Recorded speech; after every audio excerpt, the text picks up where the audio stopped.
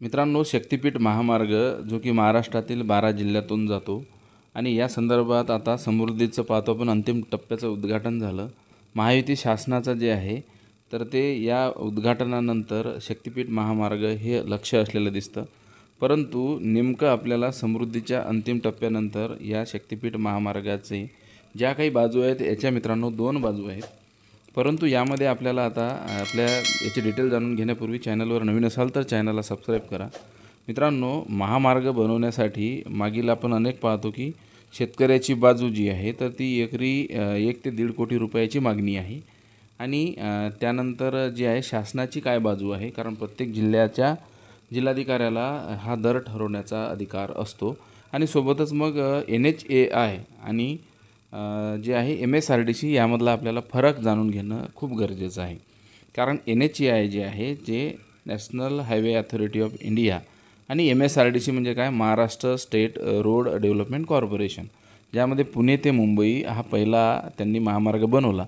आणि त्यानंतर MSRDCचं सर्वात मोठं म्हणजे जो की आपला 55,000 कोटी रुपयाचा समृद्धी महामार्ग बनवला. तर हा आणि त्यानंतर हा शेतीचा दर कसा ठरतो तर तो रेडी रेकनर दरानुसार शेतीचा दर ठरतो. परंतु या कायद्यामध्ये अनेक आपल्याला त्रुटी असताना जाणवतात. मग त्या त्रुटी कसल्या, कारण की बराचसा भाग हा शासनाचा दर हा वेगळा असतो, परंतु तो मग MIDCला लागून गावालगत ह्या ज्या गोष्टी आहेत, जसे की इथे आपण पाहतो की शक्तिपीठ महामार्गाला विरोध नाही, परंतु योग्य तो मोबदला आम्हाला मिळाला पाहिजे. म्हणजे जालना नांदेड समृद्धी महामार्ग याविषयी आपण 25 ते 30 व्हिडिओ मित्रांनो बनवलेले आहे. आणि मग या महामार्गाच्या संदर्भात नांदेडला तिथे का विरोध झाला, कारण की नांदेडच्या MIDC लागून जी शेती आहे तिचा दर साहजिकच आहे कुठल्याही मेट्रोपॉलिटन सिटीमध्ये तर तो जास्त असतो. तर अशा पद्धतीने शेतकऱ्याची शेतजमीन जात असताना त्याला योग्य मोबदला मिळावा. याचं एक उदाहरण मी तुम्हाला देतो, आपला तो व्हिडिओ पण आहे. आणि जे आपला नांदेड ते यवतमाळ वर्धा हा जी ट्रेन आहे तर त्यामध्ये एक चंदनाचं वृक्ष निघालं. तर ते त्या इंजिनिअरने ओळखलं, कारण साऊथचे इंजिनियर होते. त्यानंतर त्यांनी त्या मालकाला सांगितलं. पुन्हा ती केस कोर्टमध्ये ते गेले आणि बरेचसे आपल्या वेगवेगळ्या कार्यालयात त्यांनी ते फिरले. परंतु मग त्यानंतर कोर्टाने त्यांना 1 कोटी रुपये जमा करायला लावले.